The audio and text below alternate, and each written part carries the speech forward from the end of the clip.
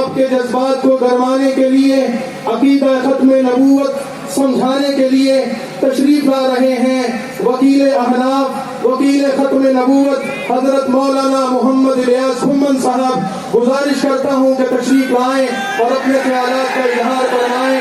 آپ تمام حضرات سے گزارش یہ ہے آنے والے معزز مہمانوں کا احترام بھی کریں اکرام بھی کریں، لیکن ڈسپلن کا بھی خیال رکھیں۔ ایک دفعہ نعرہ تکبیر بلند کر دیں، نعرہ تکبیر، نعرہ تکبیر۔ تاج و تخت ختم نبوت، تاج و تخت ختم نبوت، علماء امت، علماء امت تشریف رکھیں، تمام ساتھی تشریف رکھیں۔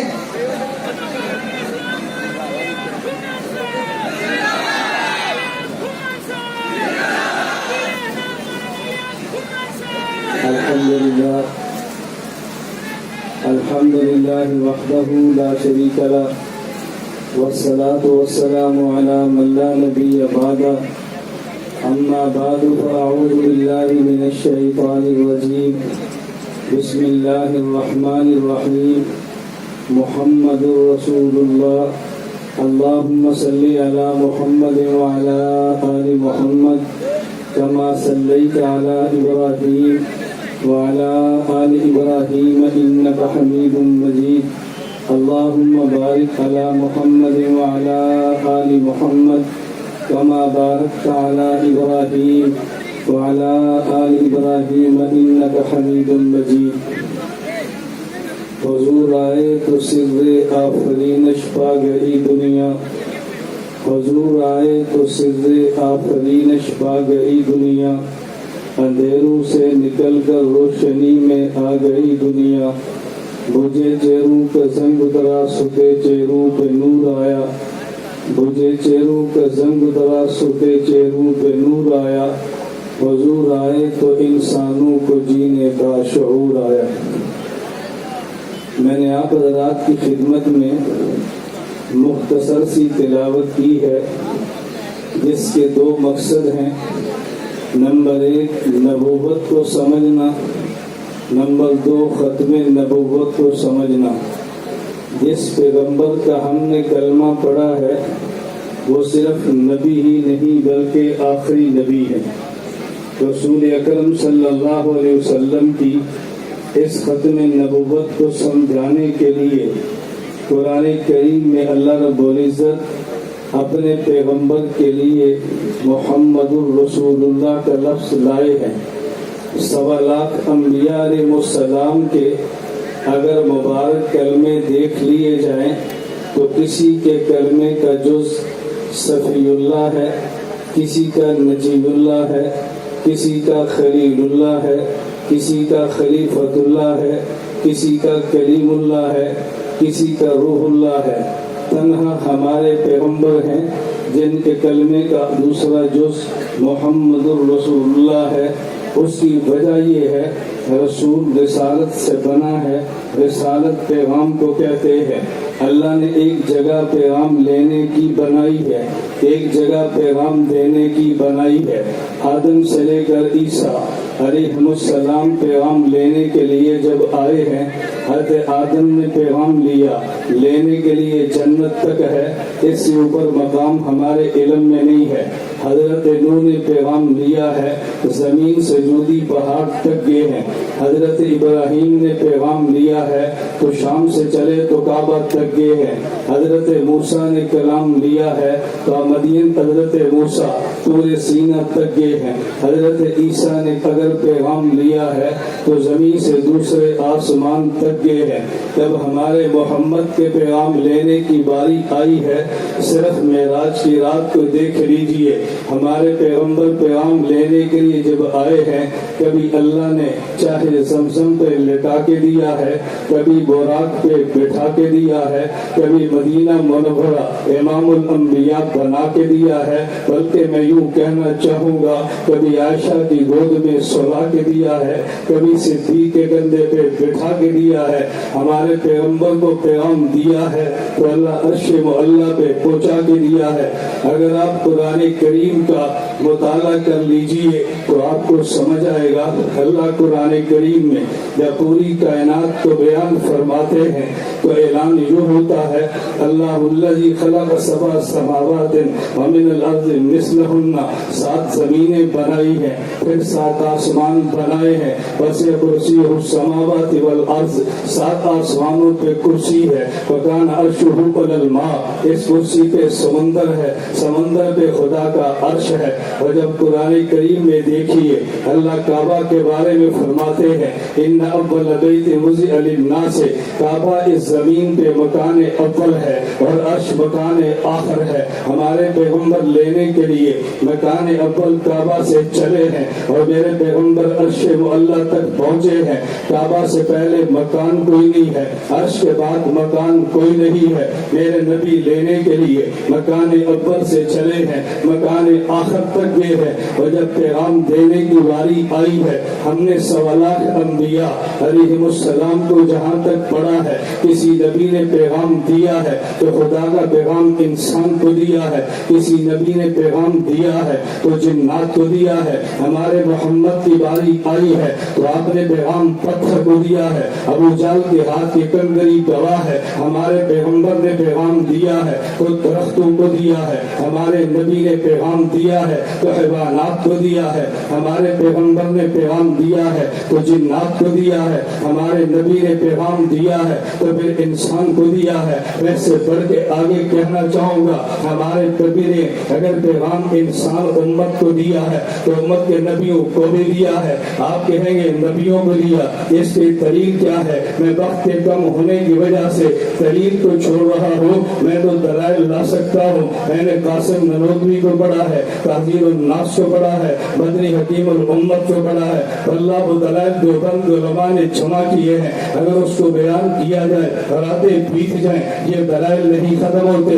ہمارے پیغمبر نے پیغام دیا تو امت کو ہی نہیں امت کے نبیوں کو دیا ہے. صرف ایک دلیل قرآن میں پڑھ لیجئے. قرآن کہتے ہیں مصدق لما معکم, میرا محمد وہ ہے جو تصدیق کرے گا انجیل و زبور تورات کی بھی کرے گا اور خود رسول ہونے کی وجہ سے وہ صاحب وحی بھی ہوگا. اس کا معنی یہ ہے میرا پیغمبر تصدیق تورات کی کرتا ہے تو تورات پہ وحی الہی ثابت ہوتی ہے. محمد تصدیق نہ کرے اس کا وحی الہی ہونا آپ کہاں سے ثابت کرو گے؟ اگر میں ایک بات کہتا چلا جاؤں کوفہ میں چند یہودی جمع ہوئے اور ایک پلان ترتیب دیا مسلمان امت کو گمراہ کرنے کے لیے کیا اتحاد امت کی بات کرو. ہم ایسی بات کیوں نہ کریں جس پہ سارے جمع ہو جائے. اس پلان کے پلان میں ایک بات یہ طے کی کہ سارے اگر کلمہ محمد کا پڑھو گے یہود و نصارہ نہیں مانتے امت میں اختلاف ہوگا. سارے کلمہ نصارہ کا پڑھو گے انہیں یہود نہیں مانتے امت میں اختلاف ہوگا. اگر سارے کلمہ موسیٰ کا پڑھ لو تو اتحاد ہو جائے گا. مسلمان عیسائی اور یہودی سارے حضرت محمد کو پڑھتے ہیں. اس دور کا تاجر سمجھدار تھا, اس چال میں آنے والا نہیں تھا. یہ چال یہودی تاجر کے پاس سے اپنے پلان کو پیش کیا. اس نے کہا میں عالم نہیں ہوں, کسی عالم سے پوچھ لیتے ہیں. غریب مدرسہ وہ تھا جو امام ابو حنیفہ پڑھاتے تھے, وہاں چلے گئے. پوچھا ابو حنیفہ کہا یہ وہ تو عمرے پہ گئے ہیں, ایک تو ہمیں عالم چاہیے, ایک بات کرنی ہے. چھوٹا سا طالب علم کہنے لگا میں بات کرتا ہوں. کہا تو بچہ ہے, وہ بڑے ہیں. کہا میں بچہ ہوں لیکن میرا استاد ابو حنیفہ بڑا ہے, میں نے علم اس سے بڑا ہے. تم چلیے بات کرتے ہیں. جب وہاں جا کر ان کے سامنے یہ پلان پیش کیا وہ کہنے لگے بھائی کلمہ موسیٰ کا نہ پڑھ لیں ساری امت متحد ہو جائے. وہ طالب علم کہنے لگا میں نے تو پہلی بار موسیٰ کا نام سنا ہے, کس موسیٰ کا کلمہ پڑھے؟ بھائی تو مسلمان ہے؟ کہا ہاں ہاں میں تو مسلمان ہوں. تو نے قرآن کو پڑھا ہے؟ کہا میں تو قرآن کا حافظ ہوں. تو موسیٰ کو نہیں جانتا؟ کہا جی میں تو نہیں جانتا. کہا تو کیسا مسلمان ہے تو موسیٰ کو نہیں جانتا؟ کہا بتاؤ نا موسیٰ کون ہے؟ وہ کہنے لگے وہی موسیٰ جس کا ذکر قرآن میں ہے. اس نے کہا پھر سارے قرآن کو پڑھ لو نا, اگر قرآن نہ ہوتا تو موسیٰ کا وجود کیسے ثابت کرتے؟ پھر قرآن کو پڑھ لو, مسئلہ ختم ہو گیا. میں عرض کر رہا تھا, میں بات سمیٹ رہا ہوں. میرے پیغمبر پیغمبر نے دیا ہے تو صرف امت کو نہیں, امت کے نبیوں کو دیا ہے. قرآن کریم آپ اٹھا لیجیے, قرآن نے 4 مقام بیان کیے ہیں. نمبر 1 مقام صالحین ہے, اس کے اوپر مقام شہداء ہے, اس پر مقام صدیقین ہے, اس کے اوپر مقام نبیین ہے. تو قرآن کو پڑھا جائے, ہم لفظ مکان کو دیکھیں تو کعبہ کے اوپر عرش کے اوپر مکان کوئی نہیں ہے. اگر مقام کو دیکھیں تو نبوت کے اوپر مقام کوئی نہیں ہے. پھر ہمارے پیغمبر وہ تھے جب پیغام لینے کے لیے گئے تو مکان آخر وہ عرش تک پہنچے ہیں, جب پیغام دینے کے لیے گئے ہیں تو مقام آخر انبیاء تک پہنچے ہیں. اللہ فرما رہے ہیں محمد الرسول اللہ. دیکھو حضرت آدم وہ رسول اللہ بھی تھے لیکن کلمہ صفی اللہ ہے, کیونکہ بھی لینے اور دینے کے